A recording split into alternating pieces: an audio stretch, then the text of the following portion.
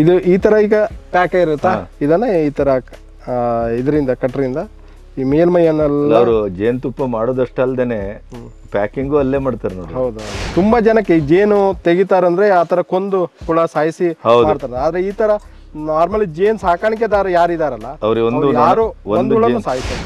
ಯಾವುದೇ ಕಾರಣಕ್ಕೂ ಕೆಳಗಡೆ ತೆಗೆದಿಲ್ಲ ಅಲ್ಲ. ಅದು ಫ್ಯಾಮಿಲಿ ರೂಮ್ ಸರ್, ಡಿಪಾಸಿಟ್ ತರ. ಮೇಲಿಂದ ಮಾತ್ರ ಇಂಟ್ರೆಸ್ಟ್. ಬಾಯಲ್ಲಿ ನೀರು ಬರ್ತಾ ಇದೆಯಲ್ಲ ನಿಮ್ಗೆ? ಅದಾಗ್ಲೇ ಶುರುವಾಗಿದೆ. ನಂಗೆ ಗೊತ್ತಾಯ್ತು, ನೋಡ್ತಾ ಇದ್ದಂತೆ ಗೊತ್ತಾಯ್ತು. ನೋಡ್ತಾ ಇದ್ದವ್ರಿಗೆಲ್ಲ ಕಷ್ಟ ಆಗ್ತಾ ಇದೆ ಅಲ್ಲ. ನೀವು ಮದುವೆ ಟೈಮಿಗೆ ಬರೀ ಮೂನೊಂದೇ ನೋಡಿದ್ರೆ, ಇವತ್ತು ಹನಿನೂ ನಾನು ಸರಿ ನೋಡಿಲ್ರಿ.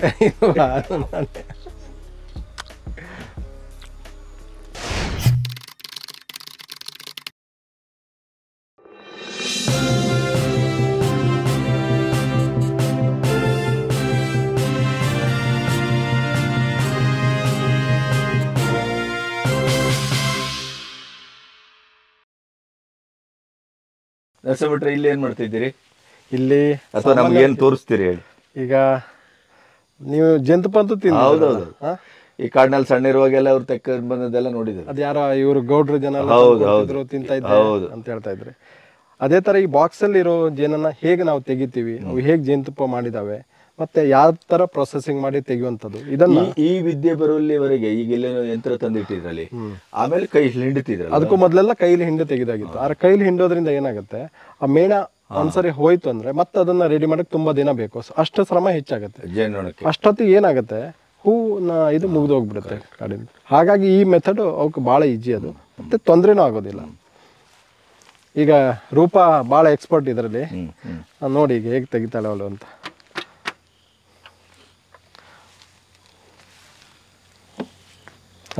ಈ ತರ ನಾಕ್ ಮಾಡಿದ್ವಲ್ಲ, ಕಾರಣ ಏನಂದ್ರೆ ಸಡನ್ ಆಗಿ ಅವ್ಕೆ ಶಾಕ್ ಆಗ್ಬಾರ್ದು, ಅಂದ್ರೆ ಒಂದೇ ಸರಿ ಅವ್ ಮೈ ಮೇಲೆ ಬರಬಾರ್ದು ಅಂತ. ಈಗ ನಮ್ಮನೆ ಬಂದ್ರೆ ಯಾರೋ ಒಂದು ಬೆಲ್ಲು ಮಾಡ್ತಾರೆ ನೋಡಿ, ಅದೇ ಮೆಥಡ್ ಅನ್ನ ಇಲ್ಲಿ ನಾವು ಬಳಸಿದ್ದೀವಿ. ಅದಕ್ಕಾದ್ರೆ ಒಂದು ಅಂದಾಜಾಗತ್ತೆ ಈಗ. ಹೌದು.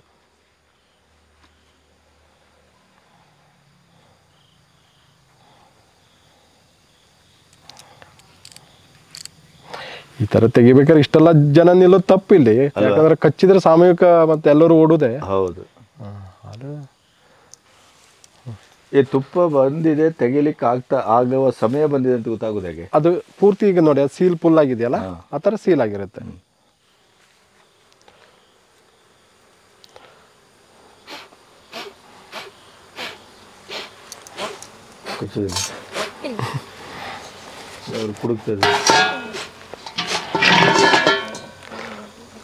ನೀವು ಅಲಗಾಡೋಂಗಿಲ್ಲ?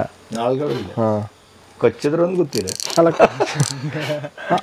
ಕಚ್ಚಿದ್ರೆ ಅದು ಹೇಳ್ದಲ್ಲ, ಬಿ ಥೆರಪಿ ಅಂತ ಥೆರಪಿ ಇದೆ, ಇದು ಫ್ರೀ, ನಾವು ಮತ್ತೆ ದುಡ್ಡೆಲ್ಲ ತಗೊಳ್ಳೋದಿಲ್ಲ. ಹೌದು, ಮತ್ತೆ ಇವ್ರು ಹೇಳಿದಾರಲ್ಲ ಜೀವನ ಪೂರ್ತಿ ಸುರಕ್ಷಿತವಾಗಿರ್ತೀರಿ ಹೇಳುವಾಗ ಹೇಳ್ಕೊಂಡಿದ್ದಾರೆ. ಇದು ಈ ತರ ಈಗ ಪ್ಯಾಕ್ ಇರುತ್ತಾ, ಇದನ್ನ ಈ ತರ ಇದರಿಂದ ಕಟ್ರಿಂದ ಈ ಮೇಲ್ಮೈಯನ್ನೆಲ್ಲ ಅವರು ಜೇನುತುಪ್ಪ ಮಾಡೋದಷ್ಟಲ್ದೇನೆ ಪ್ಯಾಕಿಂಗು ಅಲ್ಲೇ ಮಾಡ್ತಾರೆ ನೋಡಿ. ಹೌದು ಹೌದು ಹೌದು.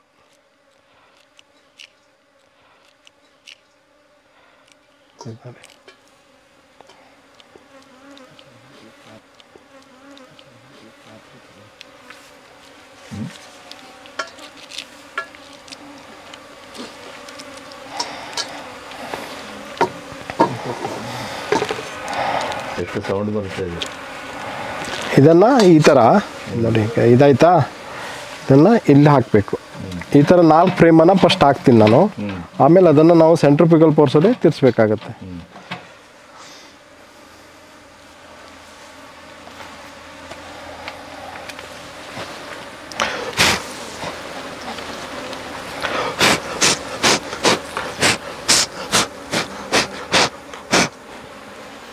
ನನಗೆ ಶರ್ಮ ಅಲ್ಲದೆ ಇದ್ರೆ ನಾ ಹೀಗೆಲ್ಲ ನಿಂತದ್ದೇ ಇಲ್ಲ ಅಲ್ಲ, ಭಯ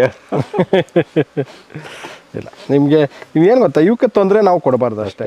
ತುಂಬಾ ಜನಕ್ಕೆ ಈ ಜೇನು ತೆಗಿತಾರಂದ್ರೆ ಆ ತರ ಕೊಂದು ಹುಳ ಸಾಯಿಸಿ ಮಾಡ್ತಾರೆ. ಆದ್ರೆ ಈ ತರ ನಾರ್ಮಲಿ ಜೇನು ಸಾಕಾಣಿಕೆದಾರ ಯಾರಿದಾರಲ್ಲ ಯಾರು ಒಂದು ಹುಳನು ಸಾಯಿಸೋದಿಲ್ಲ. ಆಮೇಲೆ ಅವ್ರಿಗೆ ಒಂದೊಂದು ಜೇನು ನೊಣವು ಅಷ್ಟು ಇಂಪಾರ್ಟೆಂಟ್. ನಿಜ ನಿಜ ನಿಜ. ಯಾಕಂದ್ರೆ ನಮ್ಗೆ ಹೇಗೆ ಜೀವ ಇದೆ ಅವಕ್ಕೂ ಇದೆಯಲ್ಲ, ಅವ್ರನ್ನ ಸಾಯಿಸಕ್ ಹೀಗೆ ಹಾರುತ್ತಾ ಹೊರಗೆ ಬಂದಾಗ ಇದು ರಾಣಿ ಬರುದಿಲ್ಲ ಅಲ್ಲ? ರಾಣಿ ಬರೋದಿಲ್ಲ. ಈಗ ನನ್ ಗಲ್ಲದ ಕೆಳಗೊಂದು ಕೂತಿದ್ಯಾ? ಓ, ಇಲ್ಲಿ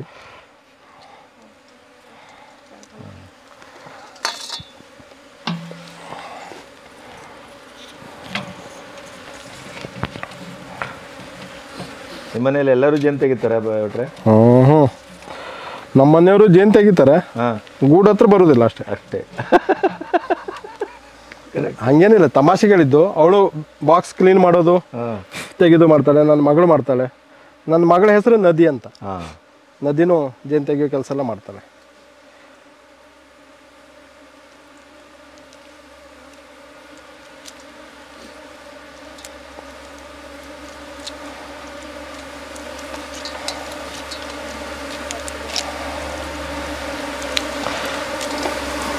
ಯಾರೋ ಮೊನ್ನೆ ಒಂದು ಇದೇ ಥರ ಜೇನು ತೆಗೆದು ವಿಡಿಯೋ ಹಾಕಿದ್ರು ನಮ್ಮದೇ ಇಲ್ಲಿದ್ದು. ಅವಾಗ ಈ ಮಷಿನ್ ಬರ್ರ ಅಂತಿತ್ತು. ಭಾಳ ಜನ ಆ ಮಷಿನ್ ತಮಗೂ ಬೇಕು ಅಂತ ಡಿಮಾಂಡ್ ಮಾಡಿದ್ರು.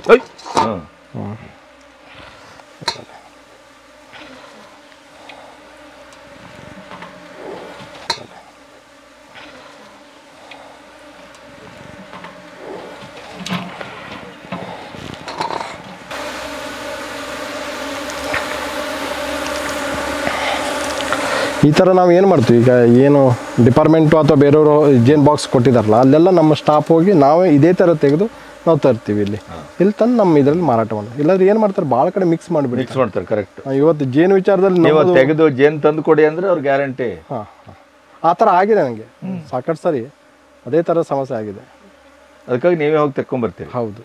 ಈಗ ಇದೆಲ್ಲ ಕೆಲವು ಖಾಲಿ ಇದೆಯಲ್ಲ, ಯಾಕೆ ಬಿಟ್ರು? ಅದು ಇದು ಫುಲ್ ಆಗಬೇಕಾಗಿತ್ತು ಸ್ವಲ್ಪ. ನಾವು ಮೊದಲು ತೆಗೆದಂಗೆ, ಈಗ ಮಳೆಗಾಲ ಅಲ್ಲ, ಪೂರ್ತಿ ಫುಲ್ ಆಗಲ್ಲ. ನಿಜವಾಗಿ ಇದು ಜೇನು ತೆಗೆಯೋ ಟೈಮ್ ಅಲ್ಲ ಇದು.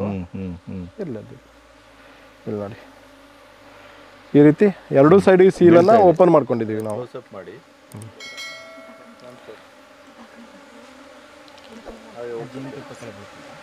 ಯಾವುದೇ ಕಾರಣಕ್ಕೂ ಕೆಳಗಡೆ ತೆಗೆದಿಲ್ಲ ಅಲ್ಲ? ಅದು ಫ್ಯಾಮಿಲಿ ರೂಮ್ ಸರ್, ಡಿಪಾಸಿಟ್ ಥರ. ಕರೆಕ್ಟ್. ಮೇಲಿಂದ ಮಾತ್ರ ಇಂಟ್ರೆಸ್ಟ್. ಸರಿ. ಕೆಳಗಡೆ ಫುಲ್ ಆದ್ಮೇಲೆ ಮೇಲೆ ಬರ್ತಾವ ಅವು? ಹಾಂ. ಈಗ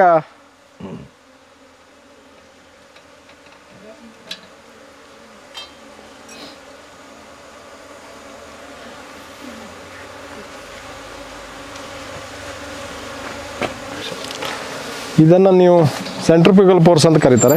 ಈ ಥರ ಜೋರಾಗಿ ತಿರ್ಸೋದ್ರಿಂದ ಆ ಜೇನೇನಾಗುತ್ತೆ, ಒಳಗಡೆ ಪೂರ್ತಿ ಸ್ಪ್ರೆಡ್ ಆಗುತ್ತೆ. ಈ ಥರ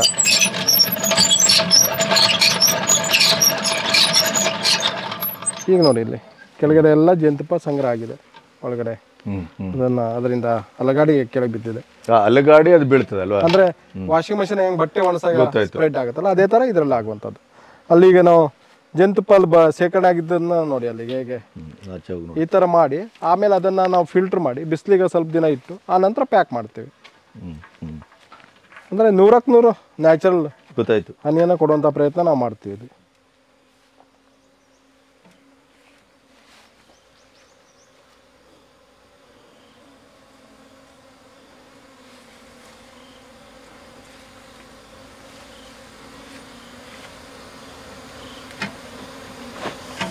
ಈ ಥರ ಇನ್ನು ಇದೇ ಥರ ಎಲ್ಲ ಫ್ರೇಮ್ಗಳನ್ನು ಹಾಕಿ ತಿರ್ಸಾಕಿ ಇದರಲ್ಲಿ ಸುಮಾರು ಏನು ಶೇಖರಣೆ ಆದಮೇಲೆ ಅದನ್ನು ನಾವು ತೆಗೆಯುವಂಥ ಕೆಲಸನ ಮಾಡ್ತೀವಿ ಇಲ್ಲಿ.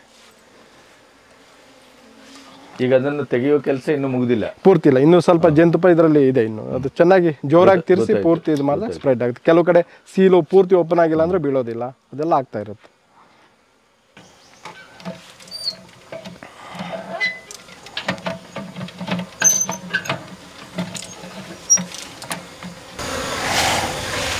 ಬಾಯಲ್ಲಿ ನೀರು ಬರ್ತಾ ಇದೆಯೇನಲ್ಲ ನಿಮಗೆ? ಅದಾಗಲೇ ಶುರುವಾಗಿದೆ. ನಂಗೆ ಗೊತ್ತಾಯ್ತು, ನೀನು ನೋಡ್ತಾ ಇದ್ದಂತೆ ಗೊತ್ತಾಯ್ತು. ಇದು ನೋಡಿಯೋ ಅವ್ನಿಗೆ ಬಾಯಲ್ಲಿ ನೀರು ಬರ್ಲಿಲ್ಲ ಅಂದ್ರೆ ಇನ್ನು ಬಾಯಲ್ಲಿ ನೀರು ಇಲ್ಲ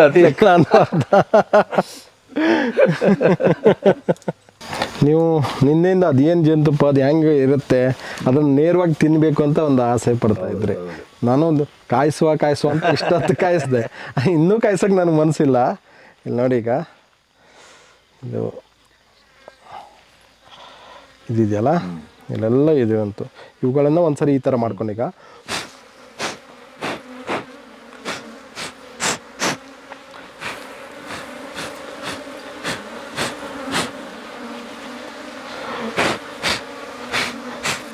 ಅದು ಒಂದು ನಿಜ ಹೇಳಿ, ಭಾಳ ಪ್ರಾಮಾಣಿಕವಾಗಿ ನಾವು ಯೋಚನೆ ಮಾಡಿದರೆ ನೋಡಿ, ನಿಮ್ಗೊಂದು ಮುತ್ತು ಕೊಡ್ತಾ ಇದೆ. ಹಾಂ, ಮತ್ತೆ ಒಳ್ಳೆ ಭಾಳ ಪ್ರಾಮಾಣಿಕವಾಗಿ ತೆಗೆಬಾರ್ದು ಅಂತೇಳಿ ನಾವೇ ಕಟ್ ಮಾಡ್ತಾ ಇದ್ದೇವೆ. ಹಾಂ, ಇದು ಮಾಡೋದಾದರೆ ಅವು ತಮಗೆ ಅವ್ರ ಊಟ ಅದು ಅಲ್ವಾ? ಅದು ಪಾಪ ಅವು ತಮಗಂತ ಮಾಡ್ಕೊಂಡಿದ್ದು ನಾವು ಬಳಸ್ಕೊಳ್ತಾ ಇದ್ದೇವೆ ಮನುಷ್ಯರಲ್ಲ. ಅದ್ರ ಒಂದು ಸಣ್ಣ ಒಳ್ಳೆತನ ನಮ್ದು ಏನಂದ್ರೆ ಈ ಕಡೆ ಕೆಳಗೆ ನಾವು ಫ್ಯಾಮಿಲಿ ರೂಮ್ ನಾವು ಜೇನುತುಪ್ಪ ತೆಗಿಯೋದಿಲ್ಲ, ಕರೆಕ್ಟ್ ಸೂಪರ್ ಮಾತ್ರ ತೆಗುವಂಥದ್ದು.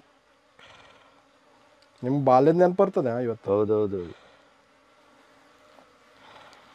ಅದ ನಮಗೆ ಅವಾಗ ಇದ್ರ ಬೆಲೆ ಗೊತ್ತಾಗ್ಲಿಲ್ಲ. ನಿಜ. ಅವ್ರು ಇಷ್ಟು ತಗೊಂಡ್ಬರ್ತಾ ಇದ್ರು.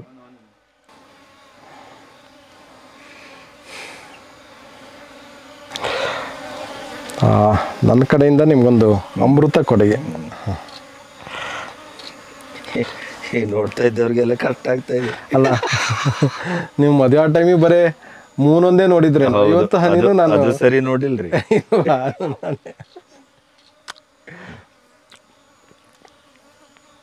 ನೀವೊಂದೇನು ತಿನ್ನೋದು, ನಾನು ತಿಂತೇನೆ, ನನಗೆ ಆಸೆ ಆಗ್ತಾ ಇದೆ. ಹೌದು.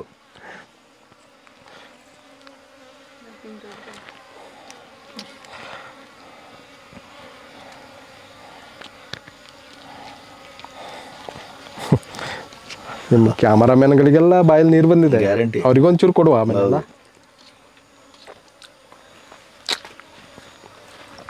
ವಾವ್, ಅದ್ಭುತ. ತುಂಬ ಥ್ಯಾಂಕ್ಸ್ ಬಿಟ್ರೆ. ಹೋಗ್ಬೇಕಾರೆ ಒಂದು ಸ್ವಲ್ಪ ಕೊಡ್ತೇನೆ, ನಿಮ್ಮ ಮನೆಯವರಿಗೂ ಒಯ್ದುಕೊಡಿ. ಮತ್ತೆ ಆಯ್ತು. ಅವ್ರಿಗೆ ಡಯಾಬಿಟಿಸ್ ಇರೋದ್ರಿಂದ ಸ್ವಲ್ಪ ಕೊಟ್ಟು ನಾನೇ ಹೆಚ್ಚು ತಿನ್ಬೇಕಾಗ್ತದೆ. ಹಂಗೆ ನಾನೇ ಸ್ವಲ್ಪ ಕೊಡ್ತೇನೆ. ಹೌದಲ್ಲ? ಬೇಡ ಬೇಡ, ಚೆನ್ನಾಗಿದೆ.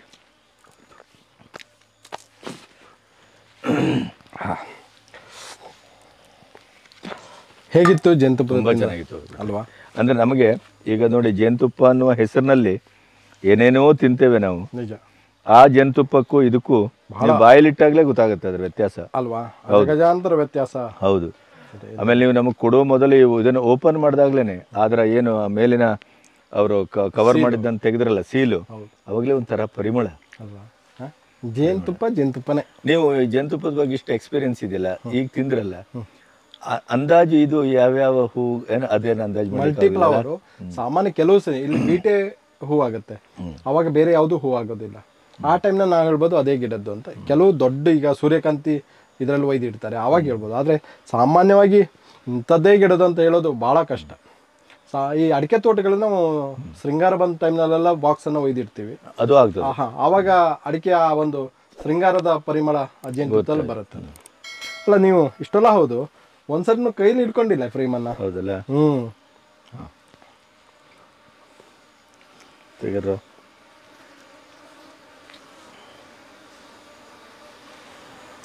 ಈಗ ಇದು ತಂದು ಇಟ್ಟ ಮೇಲೆ ಈಗ ಅಲ್ಲಿ ಮುತ್ಕೊಳ್ತಾ ಇದೆಯಲ್ಲ, ಅದೇನೋ ತಿನ್ನುವ ಪ್ರಕ್ರಿಯೆ ಮಾಡ್ತಾ ಇದೆ. ಈಗ ನಾವು ಡಿಸ್ಟರ್ಬ್ ಮಾಡಿದ್ವಲ್ಲ, ಈ ಮನುಷ್ಯ ಬಂದು ಲೂಟಿ ಮಾಡ್ತಾ ಇದ್ದಾನೆ ಅಂತ ಪಾಪ ತಮಗೆ ಸಂಗ್ರಹ ಮಾಡಿದ್ದಾನೆ, ನಾವು ತಿಂತಾ ಇದ್ದಾವೆ ಅಲ್ವಾ?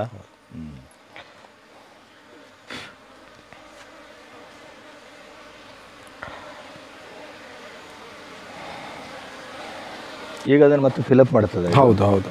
ಇನ್ನು ಕೆಲವು ದಿನದಲ್ಲೇ ಅದು ಮೊದಲಿಂದಂಗೆ ಆಗ್ಬಿಡ್ತದೆ.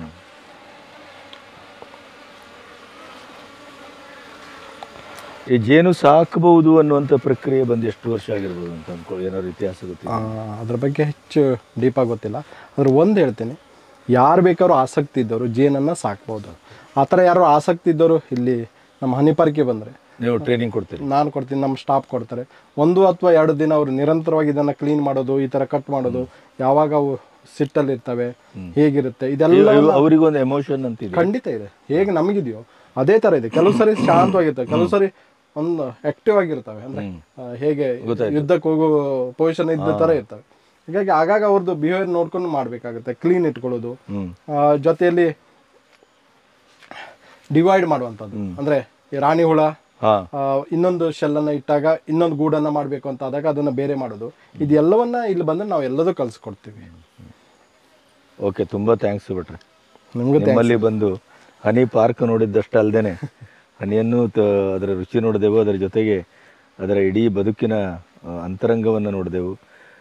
ನನಗೆ ಅನಿಸೋದು ಇವೆಲ್ಲ ನಾವು ತೋರಿಸುವ ಅಥವಾ ಈ ವಿಡಿಯೋ ನೋಡ್ತಾ ಇದ್ದಂಥವ್ರು ಕಲ್ತ್ಕೋಬೇಕಾದ್ದೇನು ಅಂದರೆ, ಒಂದು ಅವರ ಸಂಘಟಿತ ಜೀವನ, ಆಮೇಲೆ ಏಕಕೇಂದ್ರೀಕೃತ ಒಂದು ಬದುಕು, ಆಮೇಲೆ ಪರೋಪಕಾರಾರ್ಥಂ ಇದಂ ಶರೀರಂ ಅಂತ ಹೇಳ್ತೇವಲ್ಲ, ಅದು ಅದಕ್ಕೆ ಮಾಡಿಕೊಂಡಂಥ ಆಹಾರವನ್ನು ನಾವು ತಿನ್ನುವ ಮೂಲಕ ಕನಿಷ್ಠ ಪಕ್ಷ ಜೇನಿನ ಬಗ್ಗೆ ಒಂದು ಪ್ರೀತಿಯನ್ನಾದರೂ ಬೆಳೆಸ್ಕೊಂಡ್ರೆ ನಾವು ಜೇನು ತಿಂದದ್ದಕ್ಕೆ ಸಾರ್ಥಕ ಅಂತ ಅನಿಸ್ತದೆ ಅಲ್ವಾ? ಹೌದು. ಇನ್ನೊಂದು ನನ್ನ ಖುಷಿ ವಿಚಾರ ಏನು ಗೊತ್ತಾ, ನಾನು ಚಿಕ್ಕವನಿದ್ದಾಗ ನೀವು ತರಂಗದಲ್ಲಿ ಕೊಡಸಳ್ಳಿ ಬಗ್ಗೆ ಒಂದು ಆರ್ಟಿಕಲ್ ಕೊಡಸಳ್ಳಿ ಕಣ್ಣೀರ ಕತೆ, ಕೊಡಸಳ್ಳಿ ಕಣ್ಣೀರ ಕತೆ ಅನ್ನೋದನ್ನ ನೀವು ಬರೆದಿದ್ರಿ. ಆವಾಗ ನಾನು ಓದಿದ್ದೆ. ಇವತ್ತಿಗೂ ಬಿ ಗಣಪತಿ ಅಂದ್ರೆ ಅಷ್ಟು ದೊಡ್ಡ ವ್ಯಕ್ತಿ ಅಂತಾನೆ ಭಾವನೆ ಇದೆ ಅಂತ. ಅಷ್ಟು ದೊಡ್ಡ ವ್ಯಕ್ತಿಗೆ ಒಂದು ನನ್ನ ಹನಿ ಪಾರ್ಕಿನ ಒಂದು ಹನಿ ಜೇನ್ ತಿನ್ಸಕ್ಕೆ ಆಮೇಲೆ ಅದು ಒಂದು. ಎರಡನೇದು ನೀವು ಕೊಡಸಳ್ಳಿ ಕಣ್ಣೀರ ಕತೆ ಭಾಗ ನೀವು. ಅಲ್ಲಿಂದಾನೆ ನಾವು ಮೂಲ ಕೊಡಸಳ್ಳಿನೇ, ಅಲ್ಲಿಂದ ಈ ಕಡೆ ಬಂದು ಎಷ್ಟು ವಿಚಿತ್ರ ನೋಡಿ. ಅಲ್ಲಿ ಅದ್ರ ಬಗ್ಗೆ ನೀವು ಬರೆದಿದ್ರಿ, ಇಲ್ಲಿ ನಾವು ಮತ್ತೆ ಭೇಟಿಯಾಗಿದ್ದೀವಿ. ಹೌದು, ತುಂಬಾ ಸಂತೋಷ. ಬದುಕು ಒಂದು ಪ್ರಯಾಣ ನೋಡಿ ಅಲ್ವಾ? ಹೌದು ಹೌದು. ಅಷ್ಟೇ, ನಿಮ್ಗೆ ಪೇಷನ್ಸು ಟೈಮ್ ಇದು ಎರಡು ಇದ್ದು ಬಿಟ್ರೆ ಜೇನು ಕೃಷಿಯನ್ನ ಯಾರು ಬೇಕಾದ್ರೂ ಮಾಡ್ಬೋದು. ಇವನ್ ಸಾಮಾನ್ಯ ಜನ ಕೂಡ ಅವ್ರ ಮನೆ ಹತ್ರ ಎಲ್ಲ 2 ಬಾಕ್ಸ್ ಅನ್ನ ಇಟ್ಕೊಬಿಡ್ಬೋದು, ಖಂಡಿತ ಇಟ್ಕೋಬಹುದು. ಅದರಿಂದ ನಮಗೂ ಪ್ಯೂರ್ ಜೇನುತುಪ್ಪ ಸಿಗುತ್ತೆ, ಮತ್ತೆ ನೇಚರ್ಗೂ ಹೆಲ್ಪ್ ಆಗುತ್ತೆ, ಮತ್ತೆ ಅವರು ಅನುಕೂಲಕ್ಕೂ ಆಗುತ್ತೆ. ಹೌದು. ಆಮೇಲೆ ಅವ್ರು ಮಾಡುವ ಕೃಷಿಗೆಲ್ಲ ಒಂದು ಬಹಳ ಹೆಲ್ಪ್ ಆಗುತ್ತೆ, ಬಹಳ ಹೆಲ್ಪ್ ಆಗುತ್ತೆ ಪಾಲಿನೇಷನ್ಗೆ.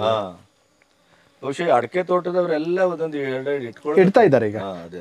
ಖುಷಿ ವಿಚಾರ ಅಂದ್ರೆ ಜನರಲ್ ಜಾಗೃತಿ ಬಂದಿದೆ. ಕರೆಕ್ಟ್. ಹೌದು. ಓಕೆ ಭಟ್ರೆ, ನೀವು ಅದನ್ನ ಸರಿಯಾಗಿ ಸ್ವಸ್ಥಾನಕ್ಕೆ ಇಡಿ. S, it. मैं मानिक त्रिम्बक चंडेगावी, हम पुणे से आए। मैं इसके पहले 5-6 साल पहले रामदेव बाबा का वो देखा हनी का, मगर वो मुझे कुछ नॉलेज नहीं वहाँ मिला। हम खाली ऐसा फिरते हुए देखे वो कैसा मक्खी पालन करते हैं, वो शहद कैसा निकालते हैं वो देखिए, मगर उसके बारे में नहीं। मगर मैं ओरिजिनल बचपन में ही मैं बहुत शहद खाया हूँ। वो झाड़कू बैठे सो, फिर ऐसे जगह जगह बहुत खाया, मगर हम जो खुद निकाल के देते खाते थे, अब उसका फ़ायदा इतना ही मालूम था पहले बचपन में कि उससे बहुत फ़ायदा है, खून बढ़ता है, वो शरीर अच्छा रहता है, ये मालूम। मगर आज जो हम देखे ये रामदेव बाबा के पास हमको कुछ यानी बताया नहीं कोई, मगर आज हम ये हनी पार्क में जो देखे, हमको जो अनुभव मिला वो ऐसा कहीं भी नहीं मिला। अब मेरी उम्र 80 साल है, मगर ऐसा कहीं देखने में नहीं आया। आज जो देखा सो बहुत अच्छा लगा। ऐसी प्रोग्रेस रहती रही बस।